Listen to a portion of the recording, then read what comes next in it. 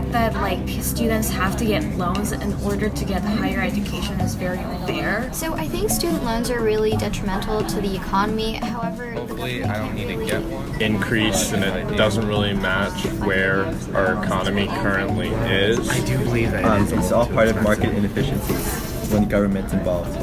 So unless we fix that, we're going to continue to see a lot of inflation. debt. I think it's hard for some people to pay it off, and it's always going to be there. Student loans have been part of the college experience for a long time. In the 1980s, average tuition for a 4-year college was about $3,190. However, since then, the average tuition cost has raised to $9,970, or about 213%. Even this cost, though, does not include other elements like rooms and supplies, so the total average cost ends up being around $25,290. This has led many students to avoid getting a higher education, and those that continue into college are faced with crippling debts. Young people graduating school, $30,000, $40,000, $50,000 in debt. But how has this happened? And why should this issue be talked about in 2020? Things that's been uppermost on my mind is how do we make sure that every young person in this country who is willing to put in the effort can afford to go to college. College costs have risen for many reasons. Decreased state funding means the students need to pay more. Colleges increase price to pay for additional resources and staff, as well as a way to gain unrestricted revenue. Goals which include renewing the commitment to grant assistance and extending federal aid to students from middle-income and working families. To pay for these costs, students take loans. One of the reasons why student loans are increasingly being used is because of the large gap between tuition and income. Tuition increased by 36% from 2008 to 2018, but the average real median income only increased by 2.1% in that same time period. The more this gap widens, the more loans, and thus the more debt students will have to pay. One of my friends went to a private college and to be a teacher, and so he racked up quite a bit of student loan debt. And so he figured out that it's going to take him about 30 years to pay off his loan. But why should America care about this issue? Well, this issue isn't going away.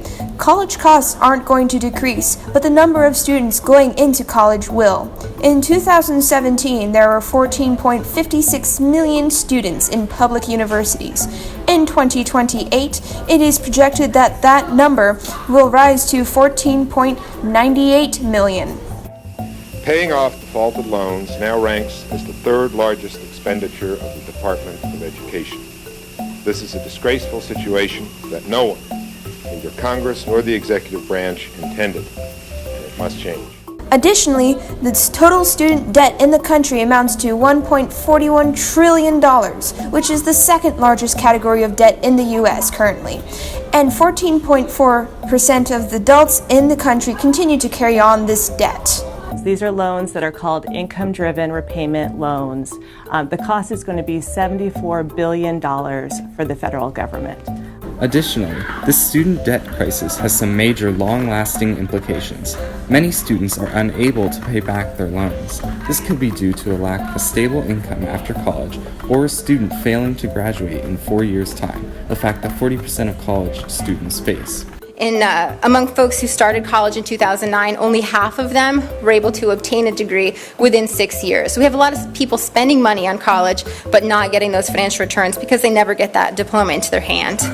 In either case, the result is that many of these former students are required to default on these loans. Excessive student debt can defer or destroy the dreams of prospective first-time homebuyers, small business formation, entrepreneurship, and limit the options of young graduates who might work as teachers or doctors in underserved areas. Not only can this hurt borrowers' credit scores, but this problem has the potential to hurt other Americans too. In a worst-case scenario, the student debt could balloon and ultimately result in another recession, not unlike the one in 2008. Accordingly, the Higher Education Act requires the Secretary of Education to provide debt relief to defrauded borrowers. Americans should be discussing this topic in 2020. Not only does this impact many Americans' ability to get an education, it also has many potential to hurt many more people than just those seeking to go to college. So I think that it's really important that candidates in the upcoming election focus on how best to address the issue.